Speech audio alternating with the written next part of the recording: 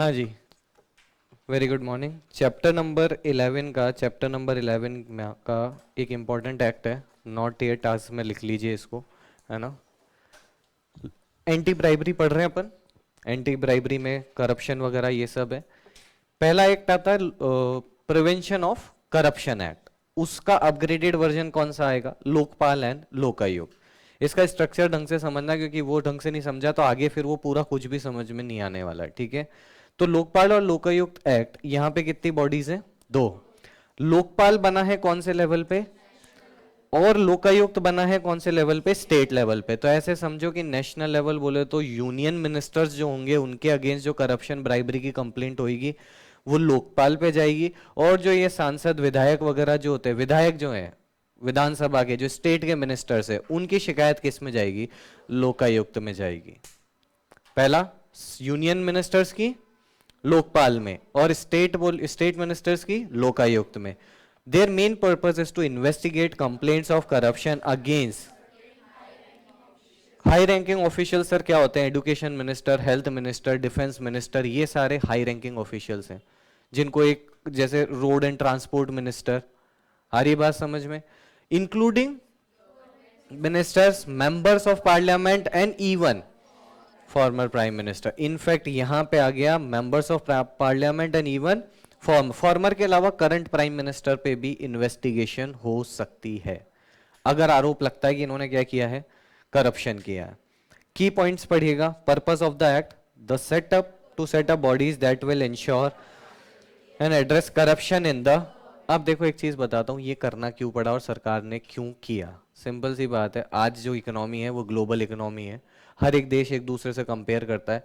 तो यहाँ पे जैसे कंपनीज की गवर्नेंस होती है ना, वैसे गवर्नमेंट की भी क्या रहती है? गवर्नेंस। आज जैसे आप मिडल ईस्ट में जाओ, अफ्रीका वगैरह और इन सब कंट्रीज वगैरह को, सूडान और ये सब को देखो, हाल खराब है, क्योंकि अंदर सारा के सारा क्या चल रहा है? करप्शन। और ऐसी कंट्रीज को ग्लोबल लेवल पे अच्छा नहीं माना जाता। तो अपन ने भी क्या किया कि यहाँ पे यूएनओ का कुछ लिखा होगा, United Nations convention against corruption. ये इनकी एक कन्वेंशन हुई थी, जिसमें कहा गया कि जो कंट्री की गवर्नमेंट्स है वो भी एंटी करप्शन और एंटी ब्राइबरी वाली होनी चाहिए। तो अपन ने एज इट इज वो फॉलो किया। वो एक ड्राफ्ट है, मॉडल ड्राफ्ट है, और अपने हिसाब से क्या बना दिया? Lokpal and this act supports the India's commitment to the United Nations Conventions Against Corruption and shows the government dedication to। दुनिया में ये मैसेज जाएगा कि भाई यहाँ इंडिया की सरकार तो क्या है? Clean and responsible. Who does it apply to? पढ़िएगा। बता दिया मैंने आपको, लोकपाल यूनियन मिनिस्टर्स के लिए है और लोकायुक्त स्टेट मिनिस्टर्स के लिए। Every state is required to create a Lokayukta under their state laws to address the corruption at the state level. आगे क्या आ रहा है? Process of the Lokpal can look into complaint that are related to the prevention of corruption act. तो जो prevention of corruption act, जिससे पहले वाला एक्ट है, उसमें कोई भी कंप्लेंट आएगी उसको इन्वेस्टिगेट कर सकता है। After investigating authority to start a prosecution against the accused directly. This could mean filing charges in a for specific corruption cases or imposing penalties through its own। तो ये समझो जैसे कंपनीज एक्ट के सारे जो भी होते हैं वो मेन कोर्ट में जाते हैं, एनसीएलटी में जाते हैं। तो यहाँ पे भी जो इन्वेस्टिगेशन होगी ना, वो डायरेक्ट होगी और इनके स्पेशल कोर्ट्स के थ्रू होगी, और उसको क्या बोला गया? Legal wing. अभी आगे 2-3 विंग आएंगे, ठीक है ना, ताकि स्पीडी प्रोसेस रहे पूरे का। अब देखना, Lokpal and Lokayukta act on the establishment of. पहला देखो क्या लिखा है। लोकपाल बोले तो सेंटर का, स्टेट का? सेंटर का। From the start of this act a body of Lokpal is to be set up for. ठीक है जी। स्ट्रक्चर क्या होगा लोकपाल का? ये आ सकता है, ये मेरे ख्याल से पूछा जा सकता है। स्ट्रक्चर क्या होगा लोकपाल का? सबसे पहला क्या है? The Lokpal will have a chairperson who is either the जज और ऑफ इंडिया और फॉर्मर चीफ, सॉरी यार, सुप्रीम कोर्ट जज, ठीक है, और an experience person with.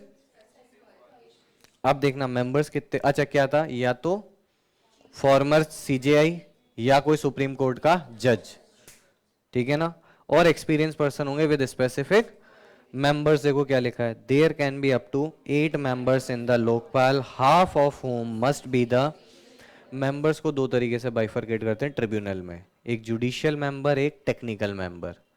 Sir क्या फायदा होता है? टेक्निकल वाला टेक्निकलिटीज जानता है और लॉ वाला उससे रिलेटेड लॉ जानता है। सिंपल बात है। आगे देखिएगा अगला क्या लिखा है, representation. At least half of the members must come from schedule caste, schedule tribe, other backward caste, minorities और यहां भी रिजर्वेशन। मतलब तुम देखो, इनसे मेरे को कोई दिक्कत नहीं है, माइनॉरिटीज और वुमेन से। बाकी यहां पे भी क्या लगा दिया, रिजर्वेशन। आगे देखो क्या लिखा हुआ है, एलिजिबिलिटी रिक्वायरमेंट फॉर मेंबर्स। दो मेंबर्स थे, जुडिशियल मेंबर्स और टेक्निकल। इसमें क्या लिखा है, जुडिशियल और अदर। जुडिशियल मेंबर देखो क्या लिखा है, मस्ट बी। भाई छोटा मोटा तो चाहिए ही नहीं हमको यहाँ पे जुडिशियल मेंबर, या तो सुप्रीम कोर्ट का जज होना चाहिए या chief justice of high court. Chief justice होता है भाई उस हाई कोर्ट का, स्टेट हाई कोर्ट का सबसे मेन जज। समझ में आ रही है? क्योंकि हाई कोर्ट में कोई एक जज थोड़ी बैठते हैं, बहुत बेंच होती है पूरी, उसमें भी सबसे मेन। आगे क्या लिखा हुआ है, अब पढ़ना देखो, तुम्हारा दिमाग नहीं घूम जाए। एटलीस्ट 25 साल का experience in areas like anti corruption policy, finance, law और मैनेजमेंट। क्लीन रिकॉर्ड बोले तो थ्रू आउट सर्विस कोई भी एलिगेशन उस पर नहीं लगा होना चाहिए। भाई 25 साल का एक्सपीरियंस मैटर करता है। यानी ये सोचो कि तुमने अगर 25 साल की एज से काम करना चालू किया तो 25 प्लस 25, 50 साल की उम्र में तो यहाँ पे तुम अदर टेक्निकल मेंबर बनोगे। समझ में आ रहा है? आगे देखिएगा क्या लिखा हुआ, रेस्ट्रिक्शंस फॉर। अब ऑब्वियसली यार सीधी सी बात है, हम जो पार्लियामेंट है और स्टेट लेजिस्लेचर है, इनके ऑफिसर्स की तो कंप्लेंट लेने बैठे हैं, इन्हीं को ही बना दोगे मेंबर तो कैसे चलेगा। पहला क्या लिखा, इनएलिजिबल।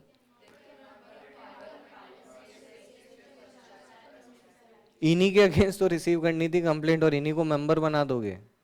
समझ में आ रहा है? अदर एक्सक्लूजन क्या लिखा है, लो यहाँ लिखी दिया ना, 45 साल तो एटलीस्ट क्या होनी चाहिए, एज होनी चाहिए। हैव ऑफेंसेस और हैव डिसमिस फ्रॉम, ये कुछ भी नहीं होना चाहिए। ठीक है ना? वो एक्चुअली पूरा एक ही सेंटेंस है, इसलिए नोट लिखने की जरूरत नहीं है, वो अपन ने पढ़ा ऐसे। आगे क्या लिखा हुआ है, नो पॉलिटिकल अफिलिएशंस और। सर इसका मतलब क्या है, कोई भी मेंबर का किसी पॉलिटिक्स से कोई डायरेक्ट कनेक्शन, पॉलिटिशियन से कनेक्शन, प्रोसेस फेयर नहीं रहेगा ना यार फिर। They can't hold other government position, join political parties और engage in before taking up the position. हाँ तो वही वाली बात हो गई कि नए रिलेशनशिप में जा रहे हो तो आपको पास्ट को पास्ट में ही छोड़ के आना पड़ेगा। ठीक है ना? पास्ट को साथ में नहीं लेके आना है। आगे देखो सेक्शन 4, अपॉइंटमेंट ऑफ।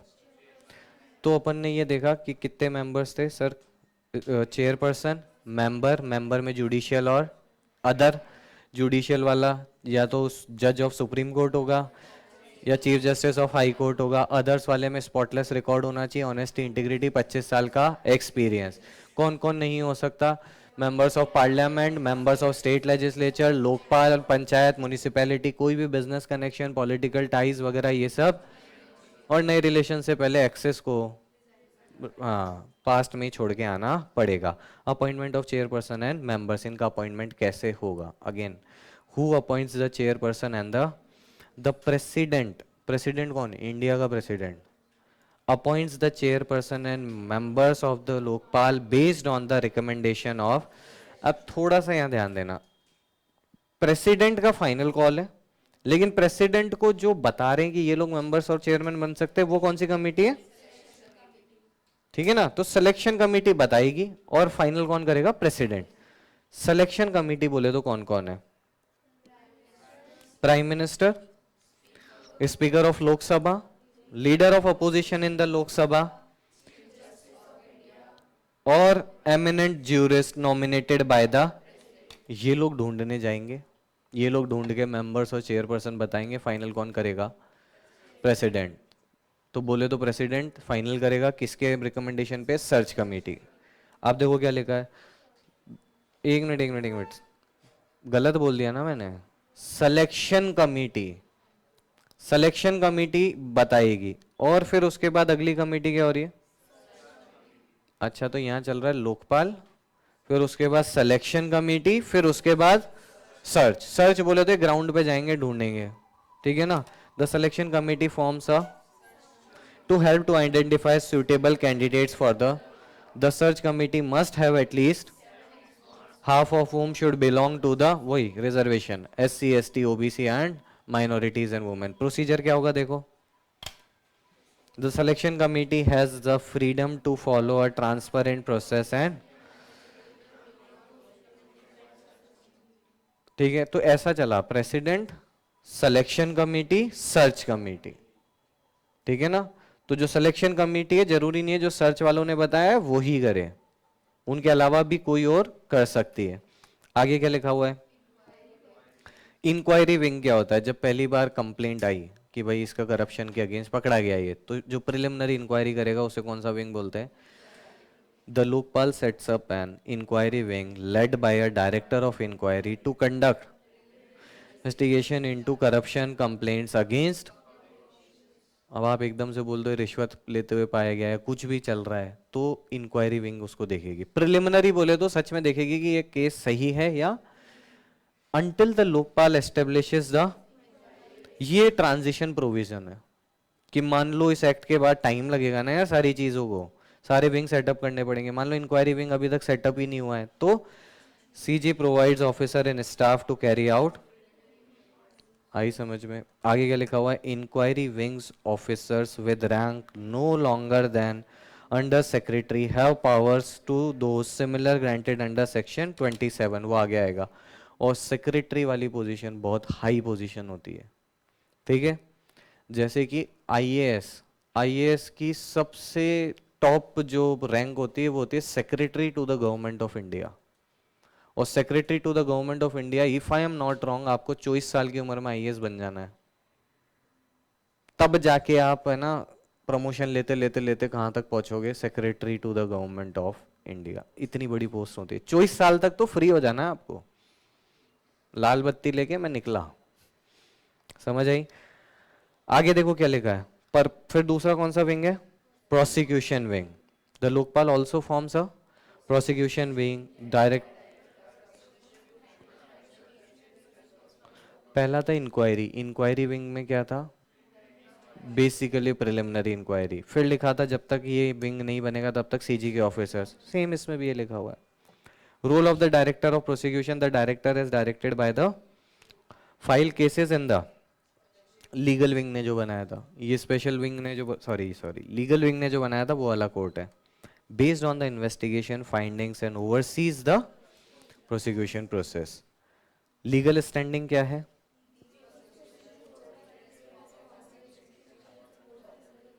ठीक है, जो आपके सीआरपीसी में।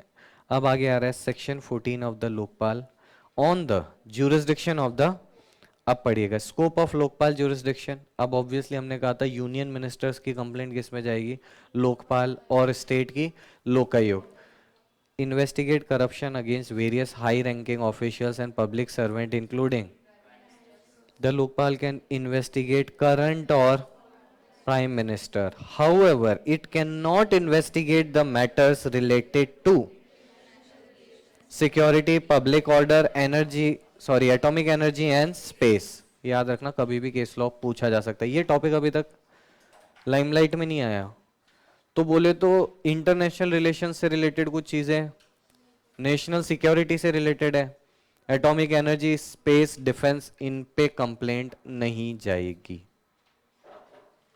Unless a full panel of Lokpal agrees with the. और ये कभी नहीं हो रहा जिंदगी में, हाँ ये कभी नहीं हो रहा। अभी मैं आपको इसके लूप होल्स भी बताऊंगा। इस एक्ट में बहुत सारे लूप होल्स हैं, बहुत सारे लूप होल्स ऐसे हैं कि अगर मान लो आप स्टेट मिनिस्टर हो, आपके खिलाफ कंप्लेंट हुई, कंप्लेंट के लिए पहले तुम याद करना, तुमने तो पढ़ा हुआ है, कंप्लेंट से पहले मेरे को है ना स्टेट गवर्नमेंट से एक परमिशन लेनी पड़ेगी, नहीं तो उसके बिना आपका केस ही चालू नहीं होगा। खूब सारे लूप होल हैं अभी इसमें। अब आगे क्या लिखा है? Such investigations are and if the complaint is dismiss the records won't be made. और वैसे भी कौन सा सीसीटीवी के रिकॉर्डिंग साझा कराए जा रहे हैं? यूनियन मिनिस्टर्स एंड, पहला देखो, पीएम, फॉर्मर और करंट। किस किस केसेस में नहीं कर सकता? इन केसेस में अगर करना है तो 2/3 कैबिनेट मिल चाहिए, ठीक है ना। अगला किसको कर सकता है? यूनियन मिनिस्टर्स एंड सारे, union health minister, union road and transport, union petroleum, union energy, जितने भी मिनिस्टर हैं वो, ठीक है ना, चाहे प्रेजेंट हो चाहे फॉर्मर हो। आगे देखो क्या लिखा है, गवर्नमेंट ऑफिसर्स। गवर्नमेंट ऑफिसर्स में this includes officers in ABCD working under the, अब ये क्या होते हैं सर? याद कर लो बस ABCD, क्योंकि बहुत सारी पोस्ट हैं, group A, group B, group C, group D. अब याद भी नहीं रह पाएंगे वो, क्योंकि उनमें पोस्ट भी खूब सारी हैं। आगे ऑफिशियल्स इन, हाँ इन्हें भी गवर्नमेंट बोला जाता है। तुम याद करो कॉन्स्टिट्यूशन जब पहली बार पढ़ा था तो स्टेट किसको बोला जाता है?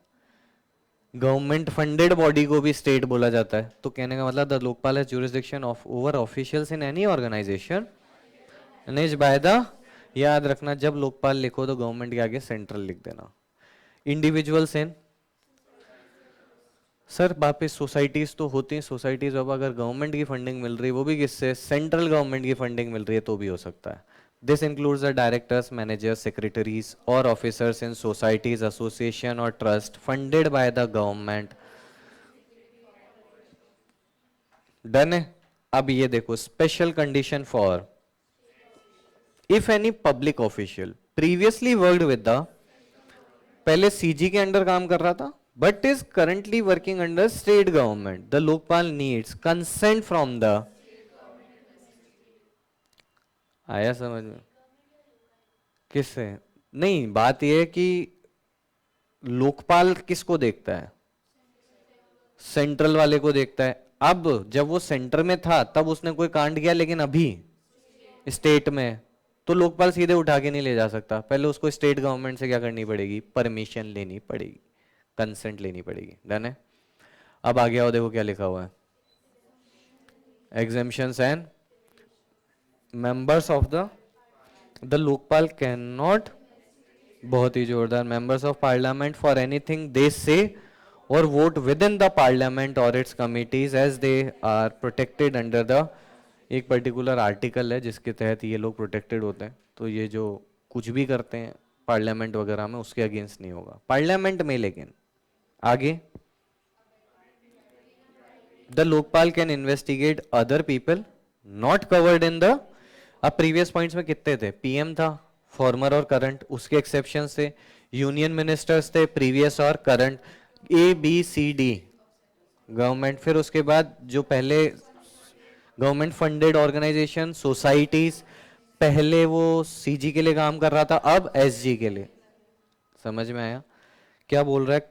Not covered in the previous point if they are involve in abetting or conspiracy related to the, तो वो तो लपेट लेंगे उसको, जो भी इन्वॉल्व था, ऐसा थोड़ी है उसको फ्री हैंड दे देंगे। आगे क्या लिखा हुआ है, complaints can only relate to the periods when the public official was serving in that role। बोले तो ऑफिशियल जो पोजीशन है उसने होल्ड कर रखी है जब ही, ठीक है ना। इसका मतलब ये नहीं हो रहा कि रिटायरमेंट के बाद नहीं होगा, वो ये बोल रहा है वो पोस्ट पे होना चाहिए वो, ठीक है ना, विदाउट एनी पोस्ट नहीं होना चाहिए। आगे क्या बोल रहा है, no referral to any complaints make to the can not be passed on to the other inquiry commission under the, कोई भी और इंक्वायरी कमीशंस बैठी है तो नहीं होगा। आगे देखिए क्या लिखा हुआ है, matters pending before other courts and, पढ़ो ये क्या लिखा है, if a case and a committee or any other authority before the Lokpal took effect that the case, Lokpal के आने से पहले, देखो लोकपाल और लोकायुक्त PCA के केसेस लेता है, आने के बाद के लेता है। अगर पहले के अगर किसी कोर्ट में चल रहे हैं तो वो उसी में ही चलते रहेंगे, लोकपाल को ट्रांसफर नहीं होंगे। फिर आगे देखो क्या लिखा हुआ है, कॉन्स्टिट्यूशन ऑफ बेंचेस एंड, पहले देखो क्या लिखा है, Lokpal benches, the Lokpal jurisdiction is exercise through benches which are set up by the, sir ये बेंच वेंच क्या होती है? ये जैसे राजस्थान का हाई कोर्ट कहाँ है? यहाँ पे भी तो है, विधानसभा पे। वो विधानसभा पे जो हाई कोर्ट है वो हाई कोर्ट नहीं है, वो बेंच है। मेन हाई कोर्ट तो कहाँ पे है? जोधपुर में। तो बेंच क्या हुआ? ज्यूरिसडिक्शन। अब हर कोई जा नहीं सकता, ज्यादा मैटर्स किधर हैं? जयपुर के और इधर आसपास है, तो उन्होंने क्या बना दी? बेंच। एक्स्ट्रा मतलब 3 जने बैठे हैं तो एक और बेंच लाए ले आए, ऐसे समझो कि तू भी बैठ जाए इधर। Bench composition, if the chairperson is a part of bench, ठीक है, if there is judicial member presides, और बेंच नॉर्मली सिट्स इन या कोई और स्पेसिफाइड लोकेशन बाय द। अब जैसे ओरिजिनली अपना हाई कोर्ट कहाँ पे? जोधपुर, लेकिन अपने को लगा जयपुर में सही रहेगा, और जो कि बिल्कुल सही डिसीजन है, तो वो बेंच कहाँ आ गई? जयपुर में आ गई। समझ आया? आगे अलोकेशन ऑफ, हाँ अब अगेन पार्टीज के अकॉर्डिंग बेंचेस में केसेस चले जाते हैं। जोधपुर है तो जोधपुर वाला, जयपुर में है तो जयपुर वाला। The Lokpal assigns area or types of cases to specific benches and can rearrange the benches as if a case requires the chairperson can assign it to a larger bench. अब आगे बोल रहे हैं डिस्ट्रीब्यूशन ऑफ वर्क अमंग, हाँ वो अलग अलग काम, अलग अलग इन्वेस्टिगेशन अपनी डिफरेंट बेंचेस से करा सकता है। आगे पावर टू ट्रांसफर केसेस। अब इसका मतलब क्या है? जोधपुर हाई कोर्ट में था लेकिन पार्टीज जयपुर में रिजाइड कर रही थी, तो जनरली वो लोग क्या करते हैं, वहां से लीव लेके और अपना केस कहाँ ट्रांसफर कराते हैं? जयपुर में। तो वही बोल रहा है कि मेन बेंच पे केस गया तो वो किसी और को क्या कर सकती है? ट्रांसफर कर सकती है। पढ़ो।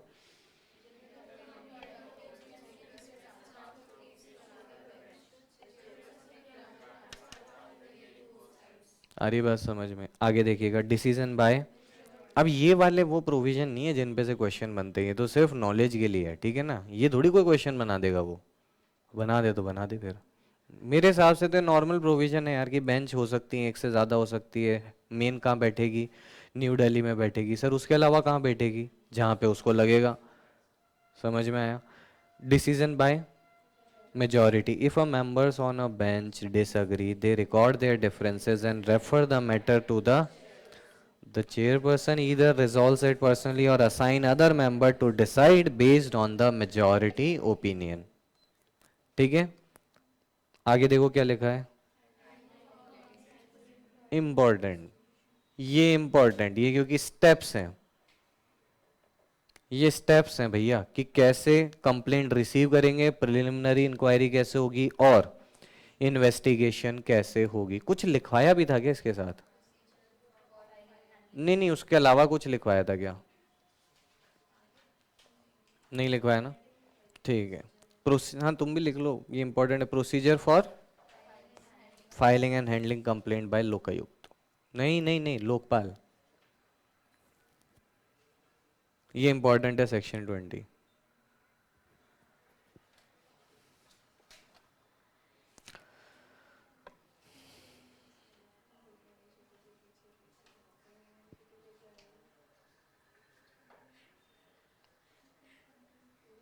चले पढ़े।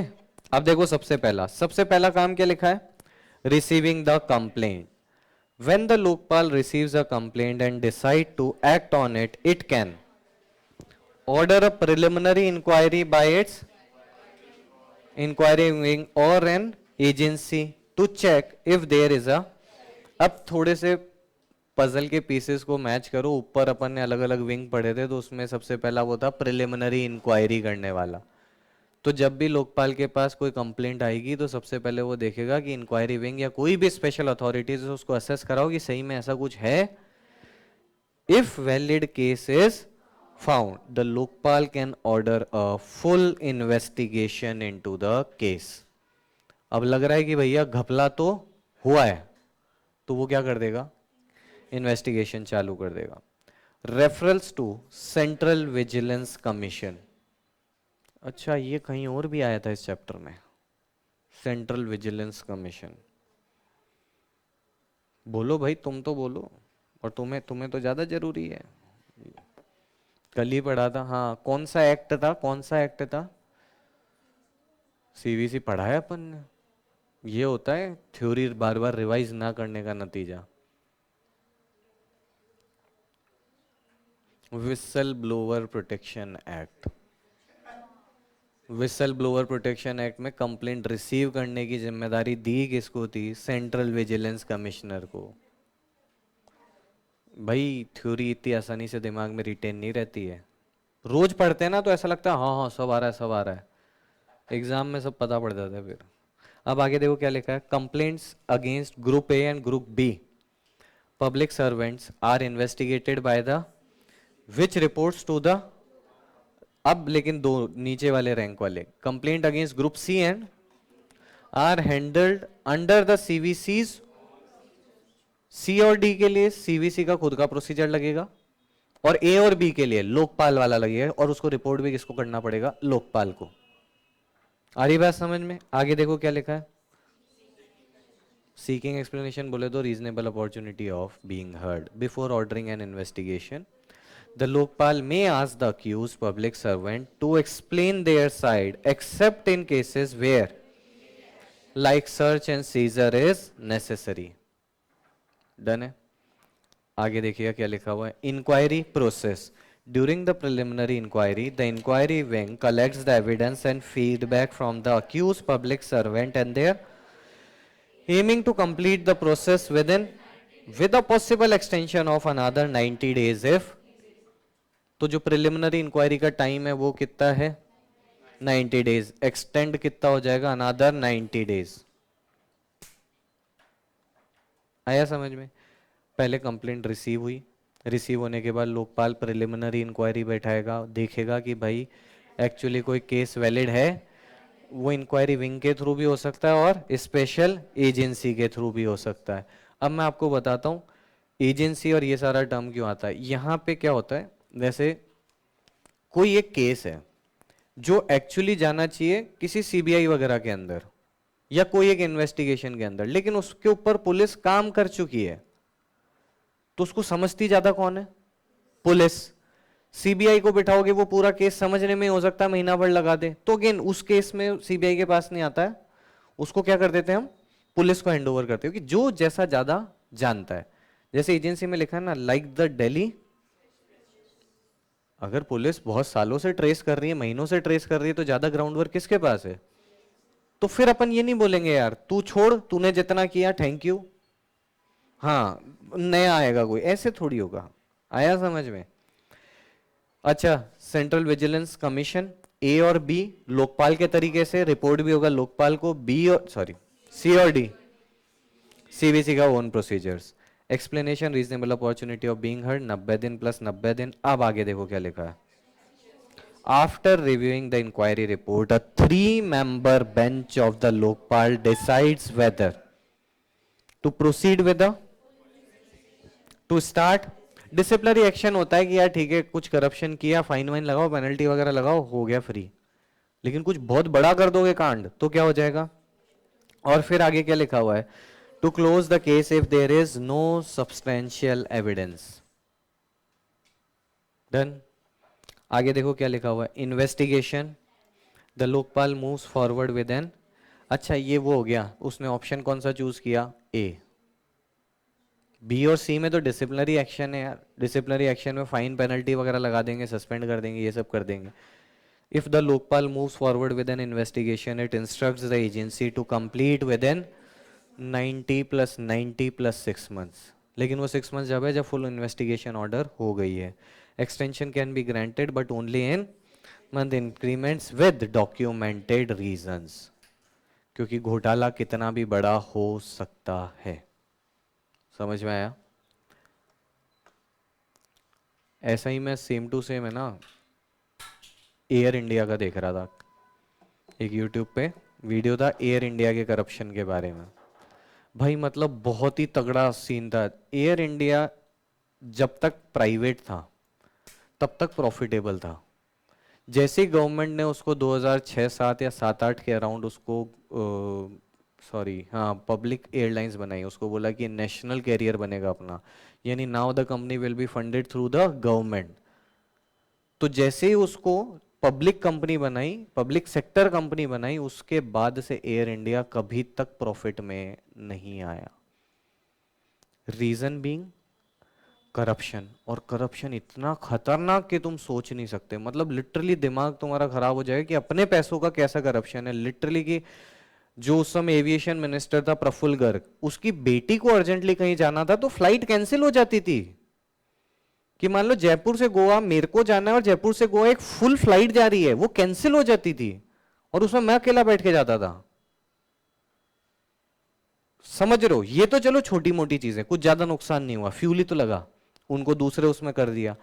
अगेन रेवेन्यू 100 करोड़ रुपए का, रेवेन्यू बोल रहा हूं, रेवेन्यू बोले तो सेल्स, 70,000 करोड़ रुपए के एयरक्राफ्ट के ऑर्डर लगा दिए। 70,000 करोड़ पहले लगे ऑर्डर एयरबस को, फिर उसके बाद कैंसिल होके लगे बोइंग को। दो ही मेन कंपनियां हैं जो एयरक्राफ्ट बनाती है, एयरबस एंड, एयरबस है यूरोपियन और बोइंग है यूएसए। तो मानोगे नहीं, वहां पे ये पकड़ा गया कि यूएसए में जो बोइंग का एक जना है वो इंडियन है और उसके यहां की गवर्नमेंट के साथ, तो सोचो क्यों एयरबस से कैंसिल करके बोइंग पे चले गए? कमीशन। हरी बात समझ में? एयरलाइन का सबसे बड़ा असेट होता है उसका रूट, कि जिस रूट पे वो चल रही है। एयर इंडिया ने सारे प्रॉफिटेबल रूट्स दूसरी, क्योंकि अब ये प्राइवेट कंपनी तो रही नहीं, पब्लिक सेक्टर कंपनी रही, एविएशन मिनिस्टर ने घूस खा खा के अपने जो प्रॉफिटेबल रूट्स थे उनको गिव अप कर दिया और प्राइवेट प्लेन्स को दे दिए। प्राइवेट प्लेन्स बोल रहा हूं, एयरलाइंस को। ये है भयंकर करप्शन। और ये किसके टाइम पे हुआ? कांग्रेस के टाइम पे। बट अगेन सीबीआई, हाँ सीबीआई और ईडी की इन्वेस्टिगेशन चली, then Praful Garg joined BJP और आज उसको क्लीन चिट मिल गई। 2023 में क्लीन चिट मिल गई उसको। पहले काय पे था? बीजेपी वॉशिंग मशीन, दामन से दाग हटाए और आज क्लीन चिट। 2023 की रिपोर्ट है, प्रफुल्ल गर्ग क्लीन चिट है। 100 करोड़ के रेवेन्यू पे 70,000 के एयरक्राफ्ट खरीद लिए।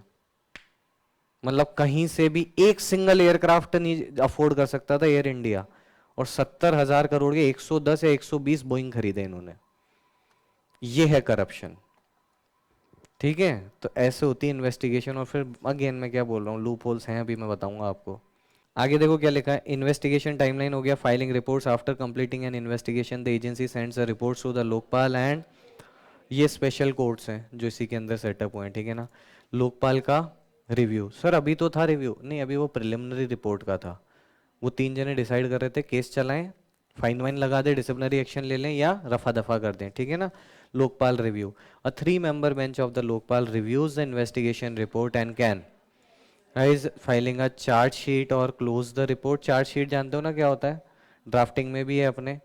एफआईआर होती है, एफआईआर के बाद पुलिस सारे एविडेंसेस कलेक्ट करती है और जो जिस जिस सेक्शन का आपने, हाँ, उसका चार्जशीट बनती है। Direct the authority in charge of the to servant to start again in that case, ये जब आपने ऑप्शन बी सेलेक्ट किया, ठीक है ना। फिर आगे क्या आ रहा है यहाँ पे, once the charge sheet is filed, the Lokpal may instruct his prosecution wing or the investigation agency to proceed with the prosecution in a record keeping and transparency. Lokpal ensure करेगा safe custody and documents relating to the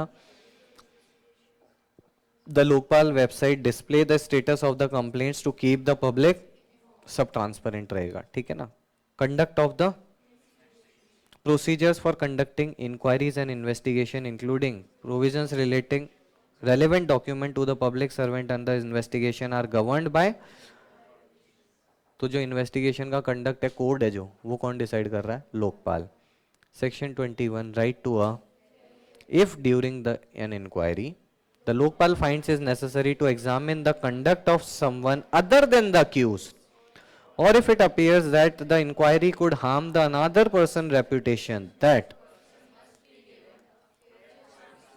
बोले तो वही reasonable opportunity of being heard, or this is to ensure the and follow the natural justice principle. Done है।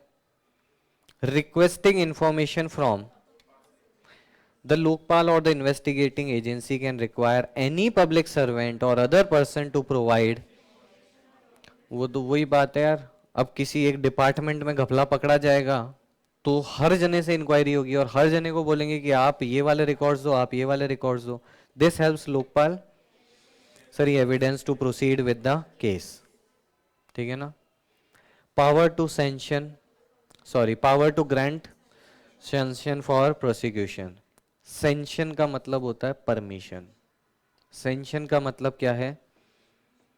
अब आगे loop hole, ये है loophole. पढ़ना. The Lokpal has the authority to grant public servants for corruption overriding some other laws that usually require. अब पहला क्या लिखा है? prosecution cannot begin without the lokpal's approval for offences allegedly committed by public servant in their. अगर लोकपाल ने case चालू होने से पहले ही ये बोल दिया कि भाई मुझे नहीं लगता कि इस बंदे की कोई गलती है, अब केस चालू नहीं हो सकता. तो जो मैं तुमको एयर इंडिया की रिपोर्ट दिखा रहा था ना, उसमें जगह जगह प्रफुल्ल गर्ग ने ये प्लीड किया कि मेरे को तो ये चीज़ें पता ही नहीं थी. मेरी बेटी प्लेन ले गई आईपीएल का मैच देखने, लिटरली बेटी आईपीएल का मैच देखने, बेटी और उसके दोस्त वो प्लेन ले गए एयर इंडिया का. और मतलब दूसरे जो लोग थे जो एक्चुअली जाने वाले थे उनको 2 घंटे बाद की फ्लाइट कराई. और उसको क्या रखा गया? ऑफ द रिकॉर्ड रखा गया कि प्लेन में कोई टेक्निकल इशू है और वो सर्विस के लिए जा रहा है. सर्विस के लिए कहां जा रहा है? जहां आईपीएल का मैच है. So actually they were getting late. तो उसने फोन किया, पापा अब तो नहीं पहुंच सकते. पापा ने क्या किया? सबको उतारा, लो भाई तुम जाओ. आगे देखो, courts also can not consider such cases without. Exception क्या है? This section does not apply to certain high-ranking officials with removal procedures specified in the. एक सेकेंड, यहाँ पे सेंशन का एक जनरल नियम आपको जानना पड़ेगा तब ये समझ में आएगा. सेंशन का बोले तो जैसे आज मैं सीजी के अंदर काम करता हूँ तो मेरे ऊपर केस हुआ ना, तो पहला प्रोटेक्ट करने की जिम्मेदारी सीजी की होती है. लोकपाल अगर मेरे को उठा के लेके जा रहा है ना, तो जब तक सीजी सेंशन नहीं देगी तब तक लोकपाल मेरे को उठा के नहीं ले जा सकता. अगर मैं एसजी के अंदर काम कर रहा हूँ तो एसजी की सेंशन के बिना मुझे उठा के नहीं ले जाया सकता. लेकिन मैं ना तो सीजी से प्रोटेक्टेड हूं ना एसजी से. मैं अपॉइंट ही किसी कॉन्स्टिट्यूशनल पोस्ट पे हुआ था और मेरा रिमूवल भी आर्टिकल के थ्रू होगा. वहां पे लोकपाल की कंसेंट नहीं चाहिए क्योंकि वो मुझे कंट्रोल नहीं कर रहा. समझ आया? तो देखो क्या लिखा हुआ ये रहा ना. This section respects the general rights of the public servants under articles 311 और 320 of the Indian Constitution. आप लोग के लिए ये 2 नंबर याद रख लेना. ठीक है. Section 24, actions against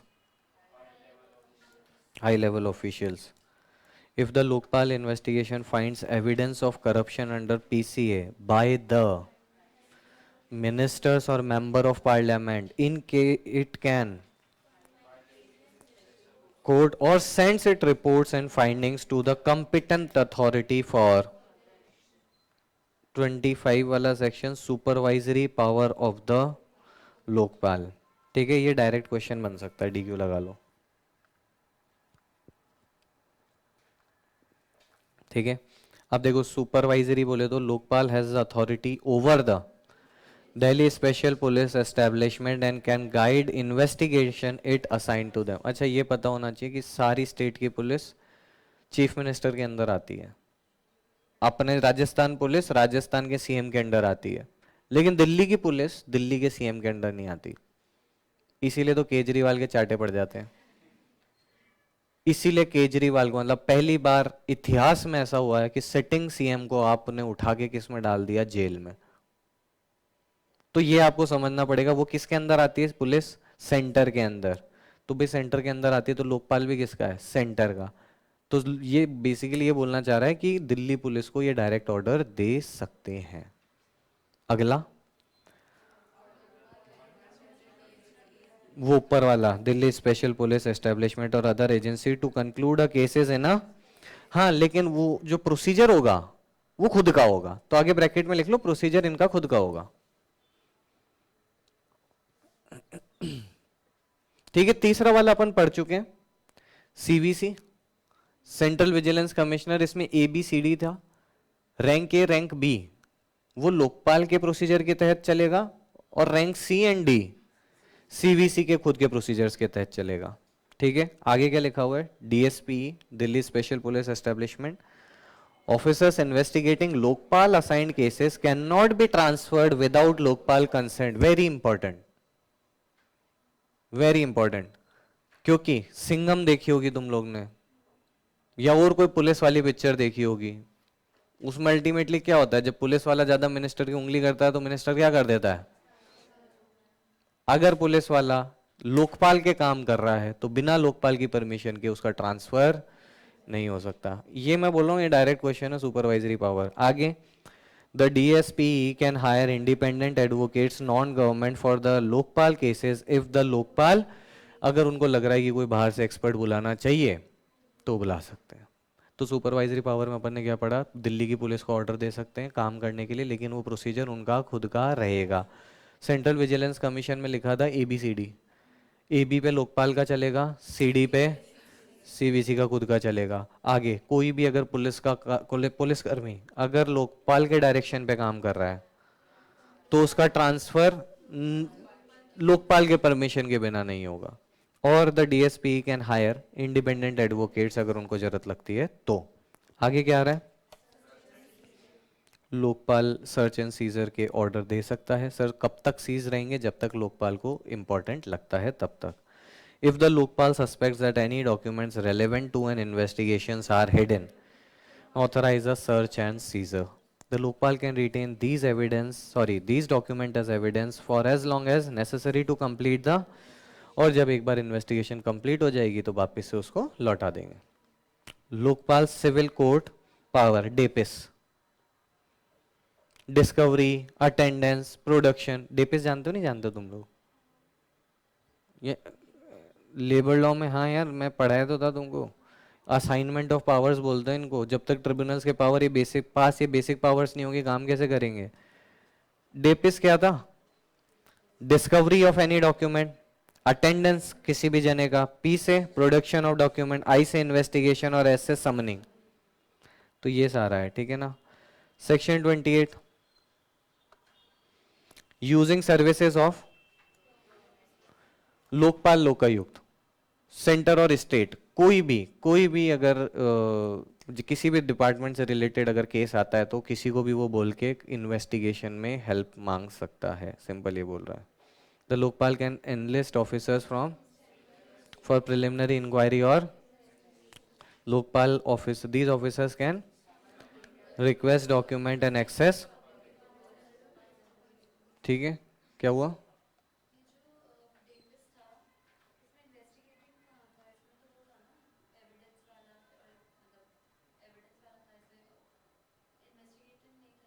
production of evidence, investigation और समनिंग सिविल कोर्ट्स की पावर। आगे देखो क्या लिखा हुआ है, प्रोविजनल अटैचमेंट ऑफ, अच्छा प्रोविजनल अटैचमेंट कब करते हैं, जितने लॉस पढ़ोगे उतना क्लियर हो जाएगा। जहां पे लग रहा है कि रेवेन्यू का लॉस होगा या तुम भग जाओगे तो आपकी अटैच को सॉरी असेट को क्या कर लेंगे। प्रोविजनल का मतलब क्या होता है, temporary. Lokpal can provisionally seize the asset if it believes that they are linked to the corruption and may be, ठीक है, कितने टाइम तक, 90 दिन तक। After the special court may extend the order if people with legal interest in the attached property can continue using it unless otherwise। तो corruption की जितनी भी असेट्स हैं वो सब सीज हो जाती हैं। आगे क्या लिखा हुआ है, एक चीज ऊपर अभी कौन सा प्रोविजनल हुआ था, लेकिन हमको पक्का है कि ये तो करप्शन से लिंक्ड है, तो अपने को क्या करना पड़ेगा, अटैचमेंट का मतलब वो टेम्पररी था, अब परमानेंटली अटैच करेंगे, लेकिन उसके लिए आपको कोर्ट से परमिशन लेनी पड़ेगी। After provisional attachment must apply within 30 days to the special court to confirm the special court can keep the attachment until the corruption trial is, if acquitted, बाद में पता पड़ा कि ये तो उसके खुद के फंड से खरीदी हुई थी, और अगर वो कन्विक्ट हो गया, द assets become the, अनेक शब्दों के लिए एक शब्द, लास्ट वाली लाइन का अनेक शब्दों के लिए एक शब्द। The assets become the property of the central government, confiscation. अनेक शब्दों के लिए एक शब्द बोले तो कॉन्फिस्केशन। सीजर और कॉन्फिस्केशन में क्या फर्क होता है? सीजर बोले तो सिर्फ पोजेशन गया है, और कॉन्फिस्केशन बोले तो possession as well as ownership दोनों चले गई है। आगे क्या लिखा हुआ है? The special court can order the confiscation if there is a strong evidence that they are linked to the confiscation। बोले तो अब ये सरकारी प्रॉपर्टी हो गई। If later acquitted, बाद में बरी हो जाता है वो। The assets are returned with, generally ये सिंपल इंटरेस्ट होता है। आगे if convicted, ऑब्वियसली, ठीक है ना। आगे क्या लिखा हुआ है? ट्रांसफर और, ठीक है। अगर इंक्वायरी के दौरान आपको ऐसा लोकपाल को ऐसा लग रहा है कि presence of this person can interfere with the investigation, तो आप उसको उस टाइमिंग के लिए वहां से हटा देते हो।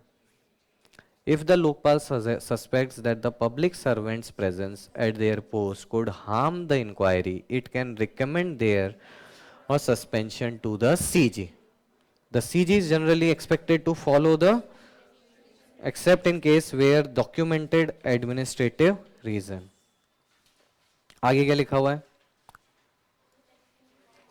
मुझे ये सिंपल वो बोल रहा है, हिंदी हिंदी अनुवाद कर दूं। लोकपाल डायरेक्शन इशू करेगा कि ये डॉक्यूमेंट्स को छेड़छाड़ नहीं करनी चाहिए, ठीक है। आगे क्या आ रहा है?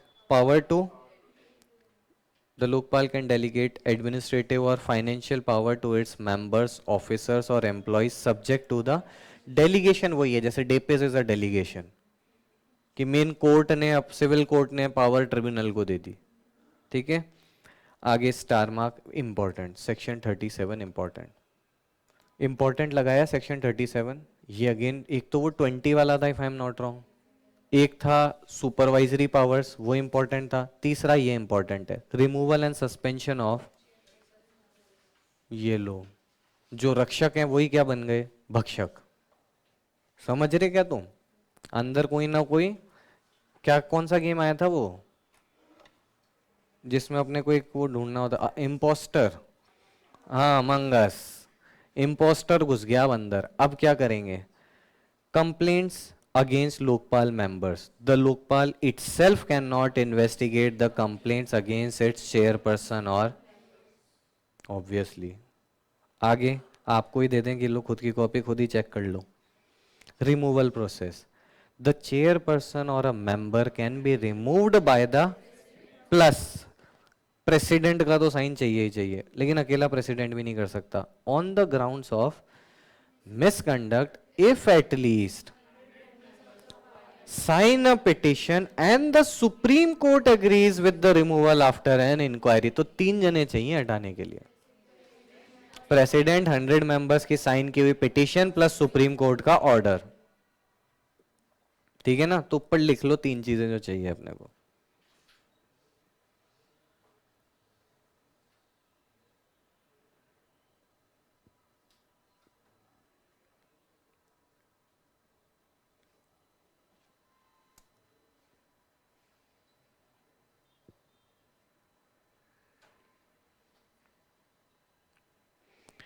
आगे देखो, the president may suspend a member under, generally suspend ही होता है।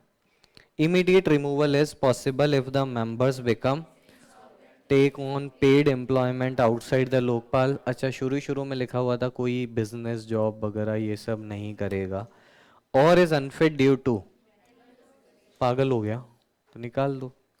फिर आगे क्या आ रहा है? Misbehaviour clause, if a member is involved in a contract or business with the government for profit, it will be counted as misbehavior। ठीक है ना, बदतमीजी, सिंपल। ये इंपॉर्टेंट है, सेक्शन नंबर 37। आगे क्या लिखा हुआ है? तो सर ऊपर क्या पढ़ा था फिर अपन ने? चेयरपर्सन और कितने जने चाहिए? 3। प्रेसिडेंट, 100 लोगों ने साइन किए हुए पिटीशन, और सुप्रीम कोर्ट को भी लगना चाहिए कि भाई इसको भगाओ, ठीक है ना। आगे देखो क्या लिखा, complaints against Lokpal officials, any complaint against the Lokpal officials और associated agency under the PCA must be investigated within suspension during inquiry obviously suspend कर ही देंगे. If continuing in their role could affect the inquiry, the Lokpal can. और आगे क्या लिखा हुआ है? Prosecution. If misconduct is found.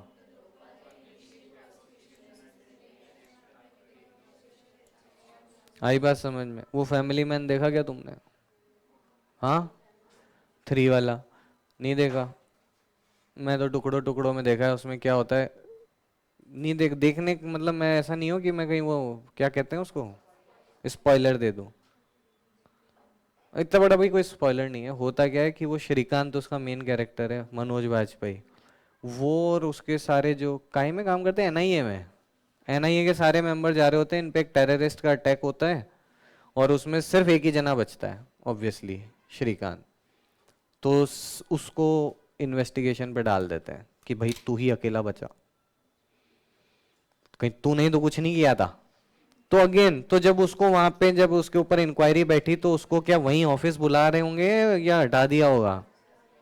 यही होता है तरीका. तो section 39 loss assessment and if a public servant is convicted of corruption, the special court can assess and recovery of any financial loss they caused the government.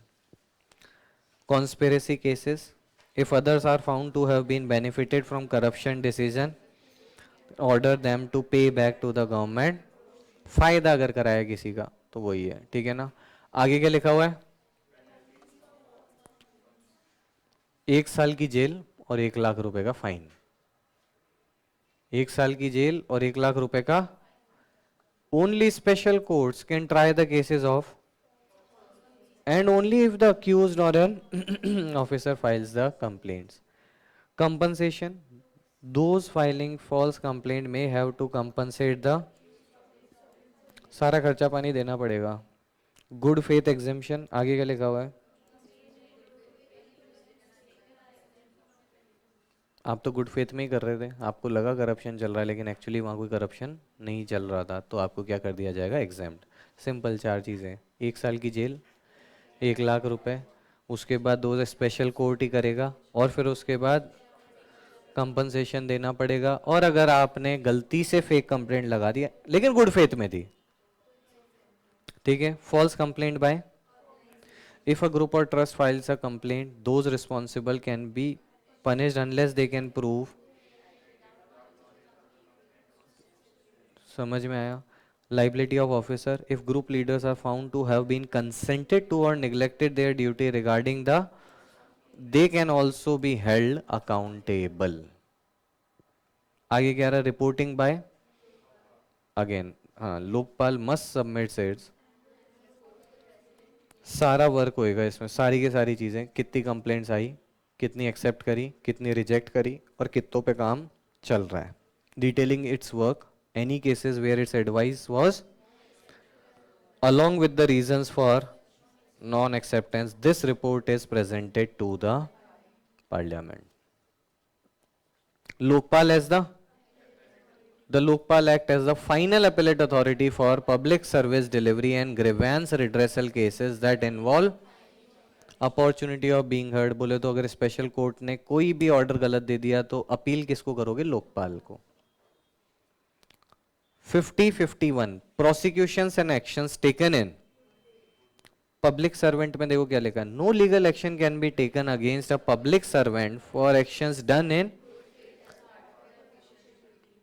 Done कि good faith में था, corruption वगैरह ऐसा कुछ पाया नहीं गया. Lokpal and other officials applies to Lokpal, its members, officers and agencies acting under this act.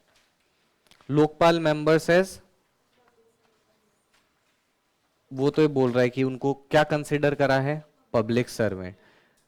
Section 53 star कर लो ताकि एक बार तुमको ये नजर में रहे. यहाँ पे लिमिटेशन है, complaints can not be investigated if filed more than after the alleged offence. तो आज अगर चाहो तुम नेहरू के अगेंस्ट कंप्लेंट करना तो नहीं कर सकते. 7 क्या, उसको तो 70 साल हो गए. आगे देखिएगा क्या लिखा हुआ है? Judicial restriction, no civil courts have jurisdiction over the matters. Sir ये तो हमने देखा था ना, लीगल विंग में क्या बनाए गए थे, स्पेशल कोर्ट, सारी चीजें किस पे चलती है, स्पेशल कोर्ट। फिर आगे क्या आ रहा है, anyone against whom a complaint is made under this act can request। Sir ये नहीं समझ आया, ये तो नॉर्मल है ना यार, ये ना आपको वकील नहीं है आपके पास पैसे, तो आपको गवर्नमेंट देती है ना पब्लिक प्रोसिक्यूटर, तो सिंपल। आगे क्या लिखा है भाई, कहीं पे भी इस एक्ट में और दूसरे एक्ट में कोई भी कॉन्फ्लिक्ट लिखा हुआ, कोई भी कॉन्फ्लिक्ट है तो ये ओवरराइड कर देगा। एडिशनल प्रोविजन बोले तो क्या कहते हैं, दो चीजें होती है ना, एक तो होती है नॉट विद स्टैंडिंग और एक साथ के साथ चलने वाले। Act provisions add to the existing laws make alongside with other laws इन।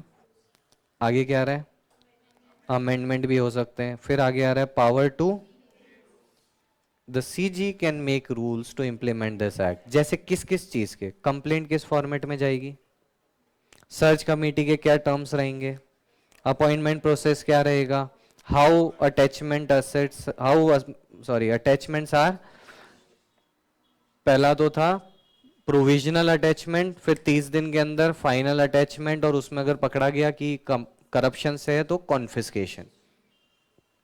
कितने टाइम तक का था प्रोविजनल अटैचमेंट, 90, 90 प्लस 90। आगे देखिएगा क्या लिखा हुआ है, फिर दूसरा क्या लिखा हुआ है, पैसा कहां से आएगा, तीसरा declaration of assets by public servants and, मेरे ख्याल से हो गया ये तो, हाँ हो गया। Section 60 Lokpal regulatory powers. अब ये इनमें नहीं पूछा जाता है, बस है तो बता देता हूं। रेगुलेट कर सकता है खुद के ऑपरेशन जैसे, क्योंकि ये पब्लिक ऑफिसर्स ही तो हैं, तो उनकी कंडीशंस बता सकता है, ग्रेड पे वगैरह बताना, ये सारा। Location of the and any other necessary matter under the act। section 61 preliminary oversight of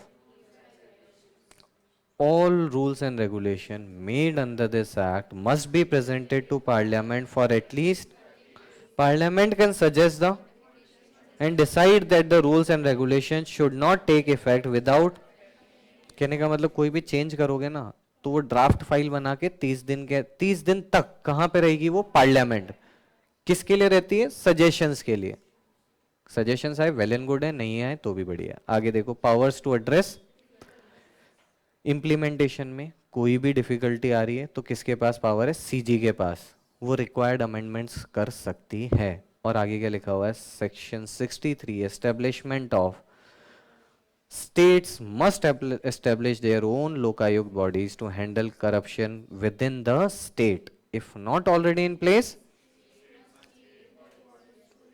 कानून बनाओ और लेजिस्लेशन से फॉर्म करो।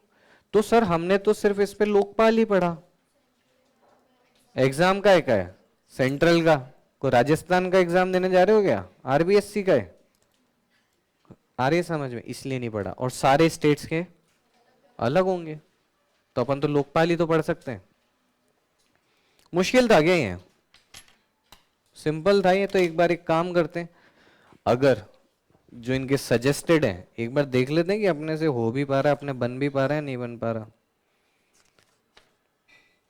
एक बार देखना, मैं पूछता हूं ठीक है, अगर क्वेश्चन हुए इसमें तो।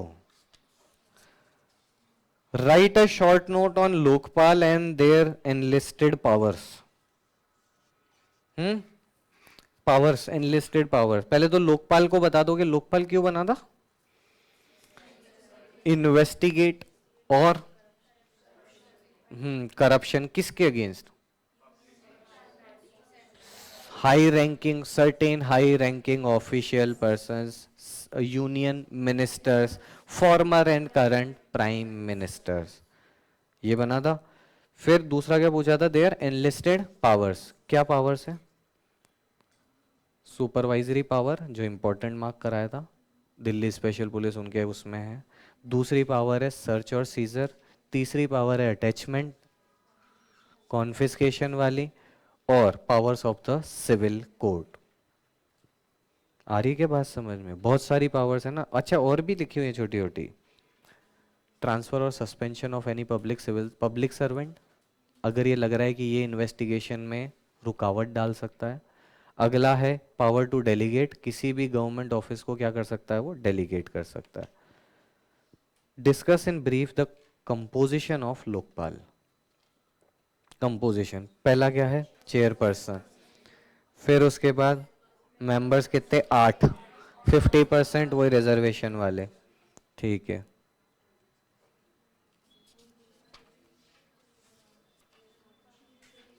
बस यही ऐसा क्वेश्चन सजेस्टेड दे रखा है फर्जीजा। आया समझ में आया? ये हो गया आपका Lokpal and Lokayukta act. Sir module और इसमें नोट्स में सब कुछ सेम है, कोई भी प्रोविजन स्किप नहीं किया, सारा की सारी चीजें जैसे मॉड्यूल में है वैसे इसमें है। बस इसमें एक आपकी रेडी अंडरस्टैंडेबल फॉर्मेट में मिलेगा, और मॉड्यूल में देखोगे तो पूरा बेयर एक्ट है। बेयर एक्ट को कंट्रोल सी और कंट्रोल वी ये कर रखा है। चलो बाकी का करेंगे नेक्स्ट क्लास में। पीसीए बचा और आईसीएसआई एंटी ब्राइबरी बचा।